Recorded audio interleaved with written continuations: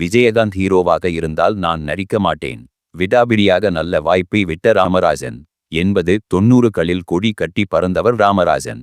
அரைக்கால் டவுசரை போட்டுக்கொண்டு ஹீரோவாக நடித்த ஒரே ஹீரோ ராமராஜன்.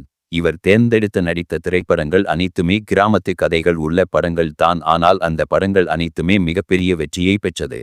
ஒரு கட்டத்தில் ரஜினி கமலுக்கு இணையாக ராமராஜன் பெயர் பேசப்பட்டது மட்டுமல்லாமல் ராமராஜன் படங்களும் வசூலை வாரின. இதனால் ராமராஜனை வைத்து படம் பண்ண பல இயக்குநர்களும் தயாரிப்பாளர்களும் காத்து கிடந்தனர். ஆனால் நல்ல கதைகளை தேர்ந்தெடுத்து நடித்து வெற்றிகளை அள்ளினார். ஒரு கட்டத்தில் இவருடைய மார்க்கெட் குறைய ஆரம்பித்ததால் திடீரென அரசியல் பக்கம் தன்னை தலை காட்டிக் கொண்டார். இருந்தாலும் 1-2 கதைகள் இவரை தேடி வந்தன. ஆனால் நடித்த ஹீரோவாக தான் நடிப்பேன் என நேரடியாக கூறியதால் அந்த வாய்ப்பும் பறிபோகின. இந்த நிலையில் ராமராஜனை பற்றி பிரபல நடிகர் தியாகு பேசியபோது, ராமராஜன் மீது எனக்கு கோபம் இருக்கிறது.